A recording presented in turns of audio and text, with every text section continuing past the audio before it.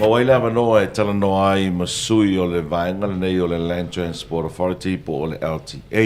Ia pe on sila fia le tanu tano. Le o matou vatasi atu ia ma le whiongfo ia tamali i fiu e li Sara Mapesone. Ia o le ofisa sinia o le vaenga o insinia i lunga o le au o le tele. Ia me se fo i o le tamaitai po le sunga ia Ioana. Ia o stasi fo i o le ngafa ia ma vasota inga ia ma le tulanga fo i na yeso o upu o le mtanga aluenga fa talo vatu tamali iwa Ioana le neitai au ma lolo se fo manuia. Ia, tatou tau whata alofa le neitai au le lo fomla nga leo le tatou tapa usili langi lau tua wha tonata ia tonataua ia me se fo ia le pa ia malo le ofisa. Ia, malo, tado tau fai fa malo ke lo wa pisilunga la wa ke lo ko ya se ko ya ya o. Ia, sa o le ro ki nga sa lo tai mi lo nei io masang ia ka lo valu ma poloka le le ole ataro Talanoa ia le tulanga pena ia mata upu le so wa le tomata watu. Ole ai tatou tulanga fo le o winga lo wa le tau ia po vai te mi fo ia fa pe fa tua uma ia apili lo vai te mi wa fa. Le vai lai mo ni mawina a o nei vai tau le ngai tatou mo winga lo wa le tau. Ia o tele ava ngai tu lai mai. Ai mana ia sa no pe tulanga pena i tomari o ava ngai e tele tu lai mai fa fita uri lungo la o tele pe a ina fe ngai tatou ma winga lo wa le tau. Fa tai mo fa sili. O le tulanga e masani e le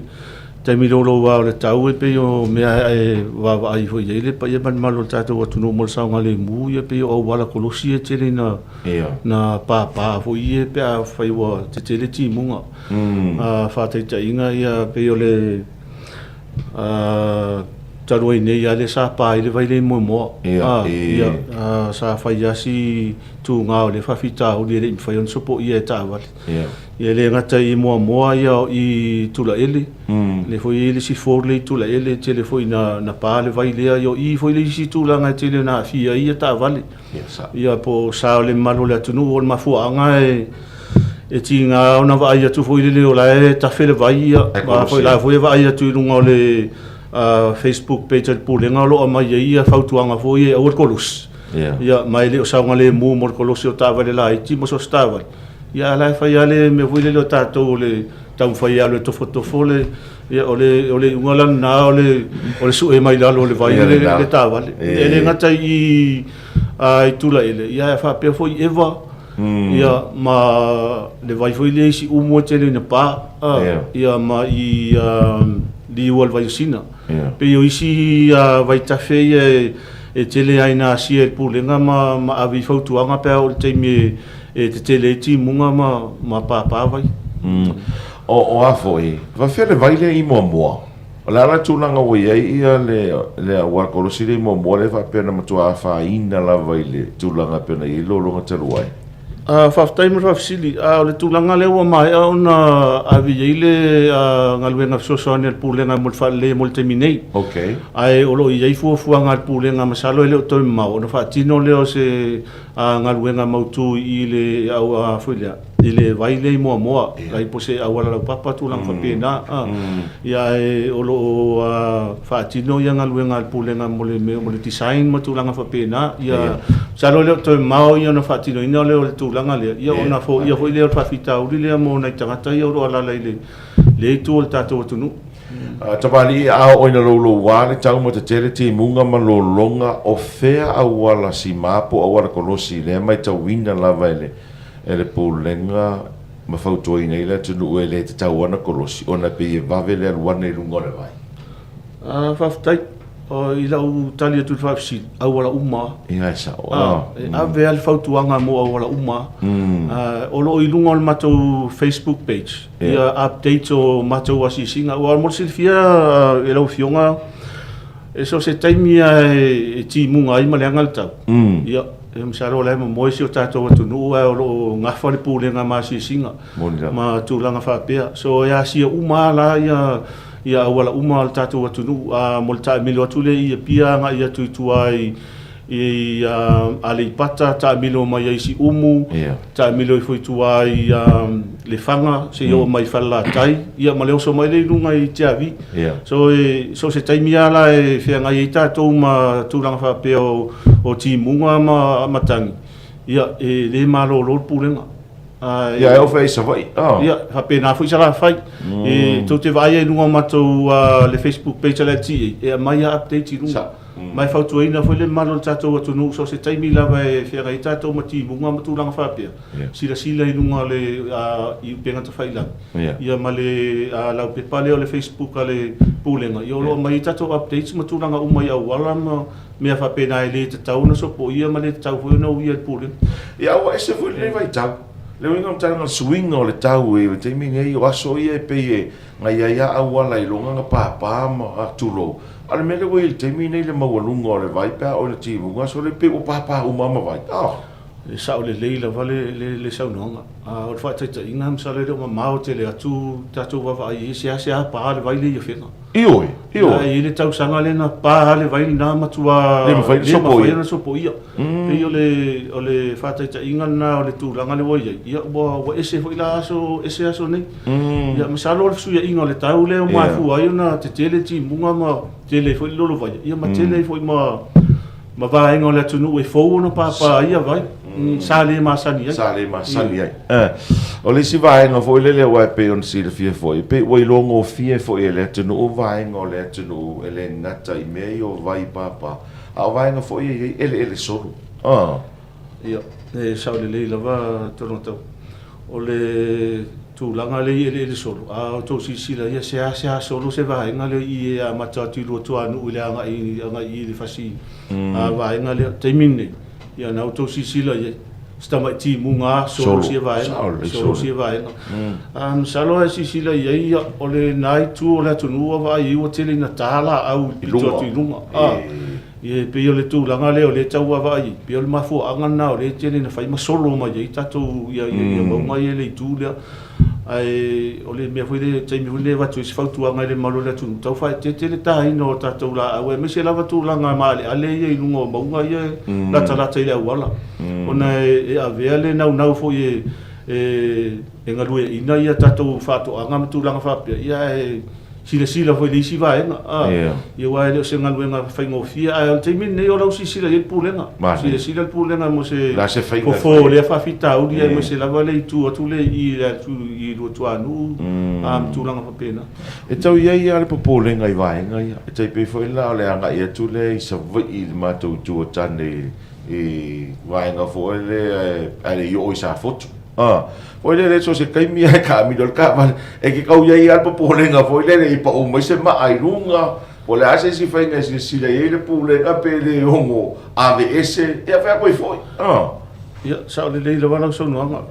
pe o me volna e fauto in le marola tunu o le ala se taimi u ia i tato au wala ia va ai ni ma amani tulanga fa pe o solo mai ma fia i se va ngola wala longo mat pulenga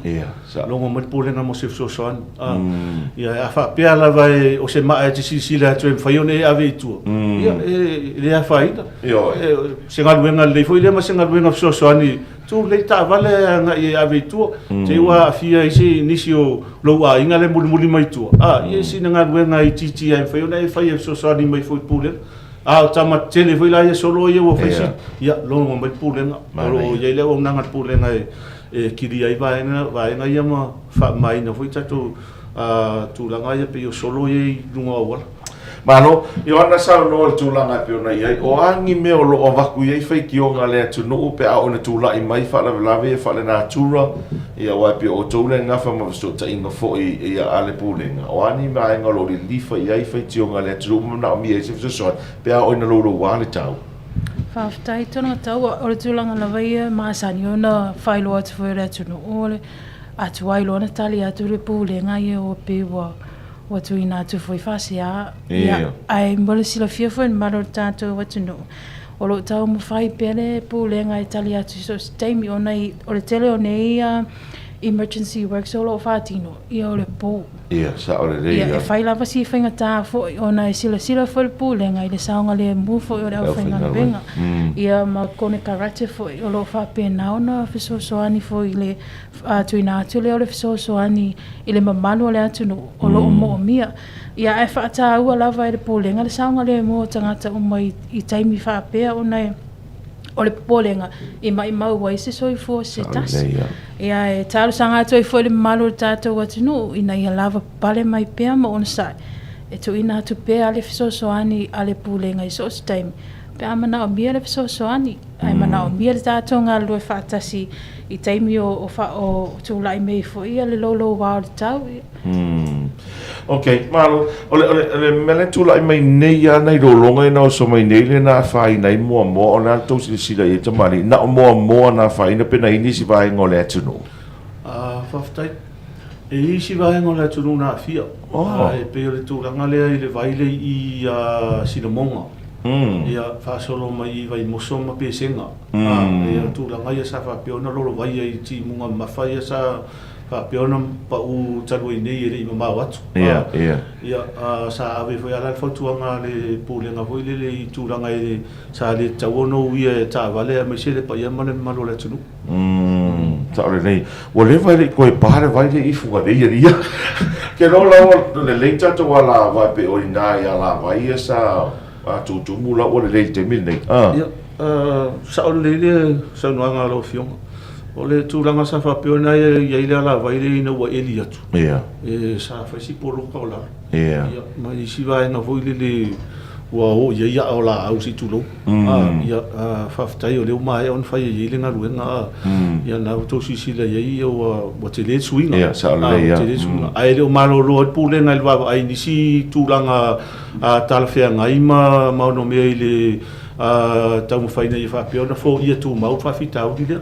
So lo tiro ia Pulega I seisi ai au ala I au ni toe pale le vaile I le tūle funga le. Whapopo tue la ma le tele o le development le wei ne le taro tunu I meo maota ma lawa o whausi. Si vaenga na o te loa le matua e ora ka kua ngor ma kua kele o le vaisol. E sa le leia, wai penga o kaulanga sa ma saini o lo vai. Al mele o tato mai tau ina nei sere o afo I ngai vai kele wa o inga ko ale vai ia yuka kwa la fale sika leki voi le pese omo na ina ia whaftai sa le leia o lo titelo ia le Pulega I vaenga ia tau whai fo ia trafitau le tai mai o le afine o le Pulega ia Pulega le ia si low spot ngai keringa ko ele vai ia mau tatu foi la le tūlanga na le sipito le to avo ele vai o le whainga tāl tūlanga le a sisi le ia ele ro o whanua o moa inga so a tilo foi sisi tūlanga ia whaisite leo se le nge whaadu I mo le tau mwhaile so e mese me tai mai e tai mai le vai lea ia o ro ngā due pe Pulega I se tūlanga e mwhaile fo ia I whawhitau lia o le ase fautuanga numero tasi le Pulega pea oina lolo vaia le tunu umatulai mai ia vaenga nei lunga le ua le tele. Whaftai,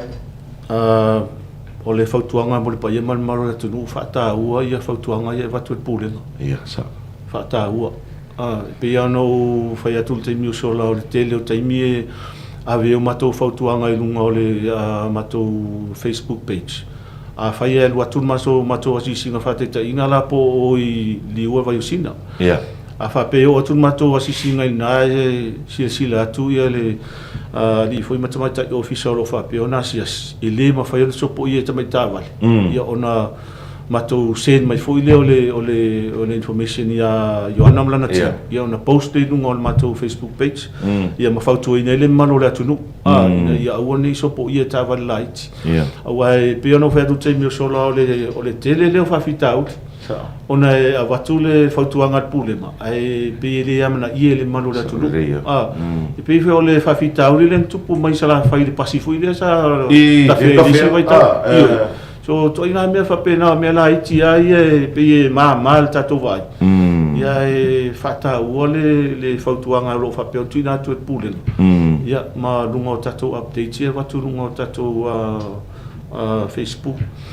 o le situlanga tolunga tau e tau ona whailo e le malola tunu. Whape i ini tūlanga fo i o solo mala au pa urunga le awara. Ia, o le e sen maari o tato tunu. E ruinga o la whamtalanga o le uru fo i lea o luas futa usanga ai ele ai ngala tu au ta whalau wale ai pa urunga le awara e whaatani mai le ti e o te aveitua. E pio leo inga na lo whamtalanga. Tau sanga ina le malo le tunu o ane whai senga luenga. O le tau foi fiso soani na il pulenga. O na o le leanga o le mea lea tolonga tau. A whapea o le te whaatali o atu le pulenga flaua inga e awe tu o le uru lea. A sau le ambulance o la e fia alu i le whalmai. Poloka. E te leo i roa polo a inga le mai e le ta vale le whalmai. A le ala e le alu e awe. E se le uru le ta tia i rumolo whale sa e tau sami e le 2 tau sa. A le te whaatali mai pulenga. Pare mea ngai whai aku i e whamai e reo singa ruenga ngā mako o ruenga. A le wā toa 2 tau sa ai le uru le a le whamai watu pulenga e awe tu. Ore reisu. Ia le ngataina, ia nai solo la hiti foi. E mawhai au na o nai tau le ai e sosoani. O nai pe o le whaamua muana pulenga. O taimi a e tupu a ia tūranga whapea.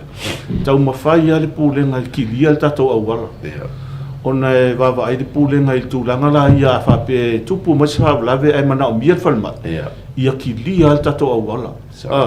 Po ale i pata, po fia lava le vaenga le tatou atu nuu e fia maua fisosoani e o mai whalma. Ia o mai le kilia le tatou au wala. Ale si vaenga o mai tau o lava whau e sa o noe pe o vaenga i o le fisosoani. E ei nuu mawhio anga fo lele o maasangi ia le nuu, tangato le nuu le pāo le vai. E tuai e tu la auto, wa leva na tu tangata na o le nuu. Ma foku e inga ta avale awar kolos. Sa o le lei. O le maa ngai ai da isi kanga ke pe le usikai kanga korengu pe fa ya ko e awar. E sa o le lei lava o tele lava tu langa fa pena o lo matou va ai I taimi o ti munga male taimi o rolonga. E al fata ta inga pe o I eva. O I na e tele aina o I fona I tameti a tutu I pito le vai ma talo mai ta vale le o saunga le mule le sopo I o le vai. So e mode tu le ranga fafta I tele ia la to lo fa piona ia le lo to so anima le to mai o tau au. Ia fa piona lango I fo ia le o nanga al tato pulenga.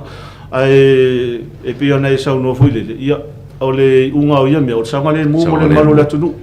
o ai le mafaiona lo atu fua se isi fa me mausona taimi tu o e fasini sino tava ia pe e mafu ona fai le tu langa le ia one alo fa le malo la tunu te wa faina io alo tai fa tai tele a tabali I mole a no nei tai au Joanna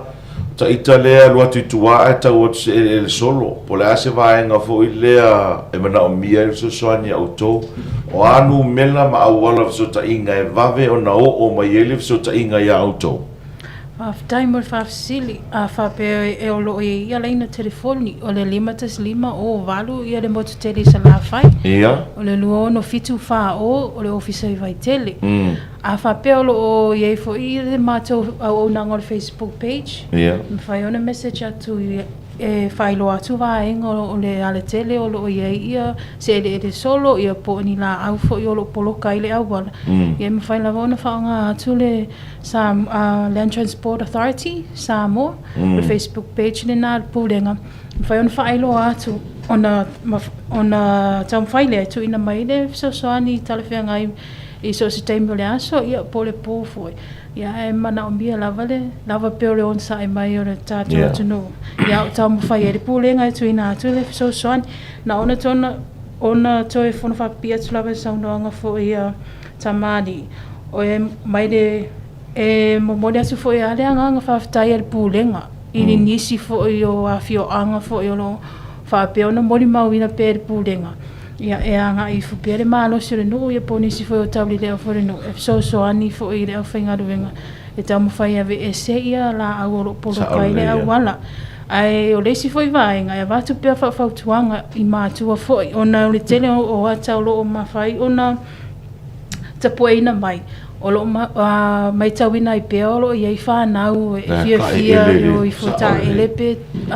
e tilo le pā o le vai ia e watu whautuanga I mātua ina ia matai tuina ia le saonga le mua whanau ona e le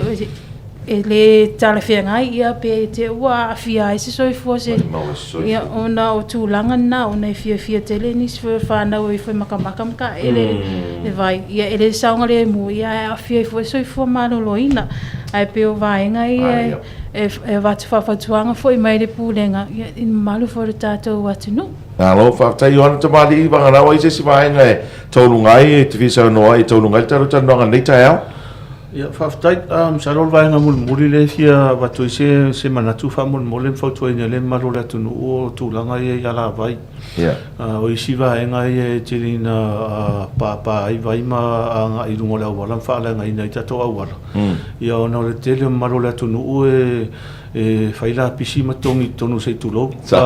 e le ngata le nā ia o le tāola auma papalasi tonu o ala vai ia ona o le taimi o timunga o le mwhai ona lua tule vai me tauna alu iei ia ona pālo le rungo la wala ia o le na pā rungo la wala ia ona whaaleanga ina i leo tato o wala mtoi alu i dise le ni an malo i le tau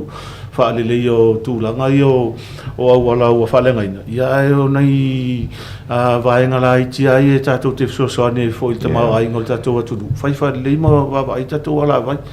ia ona leo atu Pulega e tam fai ave se mai le vai mo fa le o wala e tal sanga mai foi ile malu afio ia e pe o le wa tūlanga ia e pe o le mesa o ia tu ngata o mo kwa makanga ngala ko ku o mo kwa makanga ngal timini e o esta mai va o ile wa tu ai no o tu le mo va ia o vala o me Pulega o le mo ale va o le e pe o tūlanga nei me la iti fa pe ia nga foi ia nei tūlanga e tu mai foi tau o so ni minga ngal Pulega ia pe o nei va nga la iti o tu mantu atu famna tu ai o tonu le o mai el tatou taimi ia ve foi ni vano e foi masui o le tamai tai Pulega le ngata i le Pulega ma le ma se foi le matou team le tai ia matou te mole to ile nga faftai te le lo fionga ia le Pulega foi ia mo se le Pulega o le 685 ia mo le favano ina foi o lo to taimi ia fatatano ina ile Pulega wa foi ni se vai nga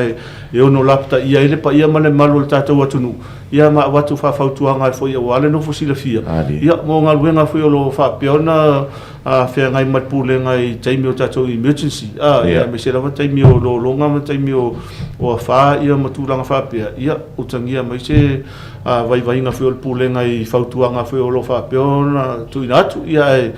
manuia tele lo whonga Pulega whapea foi Pulega ia me se foi whafonga le tatou atunu le tai au mo lo whalalo lau alo whaftai tele mo le awa noa fa so foi mo Talanoaga wala si de fia mo le saunga le mo le tatou tunu na tau lunga le Talanoaga e a masui o le Pulega le RTA nei vaenga o le tai au